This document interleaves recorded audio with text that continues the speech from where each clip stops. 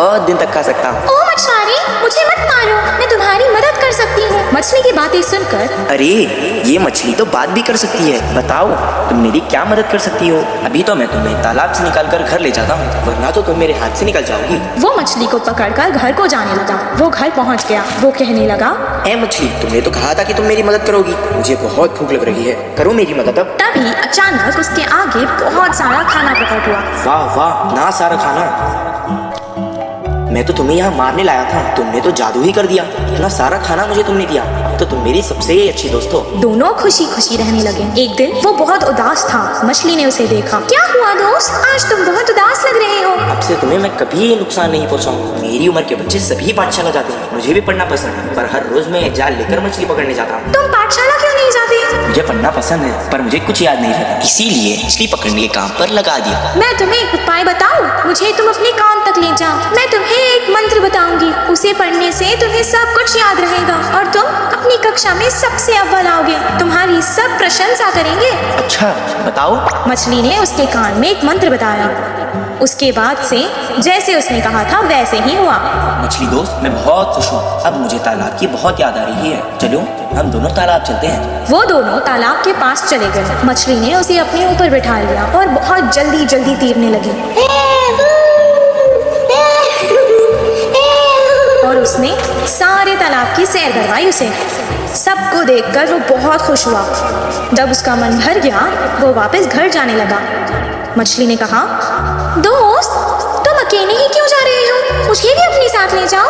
मैं जितना खुश पाठशाला में होता हूँ, आज मैंने देख लिया कि तुम उतना ही खुश तालाब में होती हो। मैं तुम्हें तुम्हारी खुशी से दूर नहीं कर सकता, इसीलिए मैं तुम्हें यहाँ छोड़कर जा रहा हूँ। मैं वापस जरूर आऊंगा दोस्त। इस कहानी से हमें ये शिक्षा मिलती है कि जिस काम में हमें खुशी मिलती है वही काम करना चाहिए, और जहाँ रहने में खुशी होती है वही रहना चाहिए।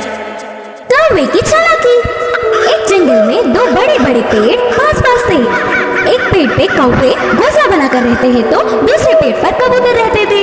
पूरा दिन खाना ढूंढते हुए शिकार के लिए भागते थे। शाम ढलते ही अपने अपने स्थानों पर विश्राम करते थे। कौवे के समूह में एक अति आलसी कौवा रहता था। वो उतना ही देर से उठता था। बाकी सारे खाने के लिए बाहर जाते हैं तो ये कहीं ना जाते हुए पेड़ पे ही आराम से रहता था। कुछ ही देर में वो सारे खाना लेकर खाते समय उनमें मिलकर छीन के खाता था। ऐसे उस दिन उनके लाई हुई खाने को समेटकर कौवे एक तरफ और कबूतर एक तरफ समूह में आकर खाते हैं। तो कौवे हर समय झगड़ते हुए अपने अपने बल से आहार लेते थे। कबूतर तो सब मिलजुल कर रहते थे, बिना किसी झंझट के एक सामान बांटकर खाते थे। उन कबूतरों की एकता देख आलसी कौवे ने सोचा कि आहा, उन कबूतरों को तो देखो कितने अच्छे हैं और हमारे देखो कैसे हैं। छी, अगर जन्म लेना ही है तो शेर की तरह लेना चाहिए या फिर कबूतरों की तरह लेना चाहिए। बोलकर बहुत ही उदास हुआ। कुछ देर सोच में पड़ गया और चालाकी से एक चाल चली। कपड़ों को रंग डालने वाले के घर जाकर सफेद रंग में डूब गया था। उसके बाद अपने आप को शीशे में देखकर उछलने लगा। देखने के लिए कितना सुंदर हूँ, कोई भी मुझे कबूतर ही सोचेगा और कबूतरों के साथ अच्छे से खा सकूंगा। उड़ते हुए जाकर कबूतरों के समूह में मिल गया। धीरे से अच्छे से खा रहा था। खाने के लिए झगड़ा कर रहे कौवे को देख नफरत करने लगा। ऐसे कुछ दिन बाद उस आलसी कौवा बिना कष्ट किए आराम से रहने लगा। एक दिन भूख से बहुत भाग गया। गले में खाना अटकने से पानी के लिए रोक नहीं पाया और तुरंत बोल के जोर से चिल्लाने लगा। इससे कौवे की पोल खुल गई और क्या, सारे कबूतर मिलके कौवे को चोट से मारते हुए भगा दिया। अरे बाबा, थोड़ी भी रहम ना खाते हुए चोट से मार रहे हैं। अब फायदा नहीं, मैं मेरे रूप में बदलना ही ठीक है, बोल के सोचकर पानी में डूबा। मजाक ये था कि वो कड़ी रंग होने के कारण वो गया ही नहीं। बिना कुछ समझते हुए अकेला ही रह गया। अब देख देख के भूख ना सह पाते हुए आखिर में कौवे के खाना खाकर उनके समूह के पास चिल्लाते हुए आया। वो कोई अजनबी पक्षी है समझकर सारे कौवे एक होकर उसे भगा दिया। उस आलसी कौवे की चाल विफल होकर उसके लोग भी आने नहीं देने से आखिर में अकेला रह गया। इस कहानी की नीति है कि बाजू वालों के लिए भागने से अच्छा हमारे लोगों से खुश रहे।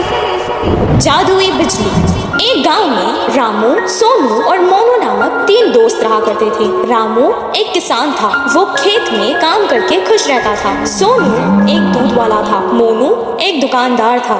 एक दिन तीनों दोस्त शहर को कुछ काम से गए। काम पूरा होने तक शाम हो गई। शाम को जब वो लौटकर गांव वापस जा रहे थे, उनको जंगल पार करके वापस जाना था।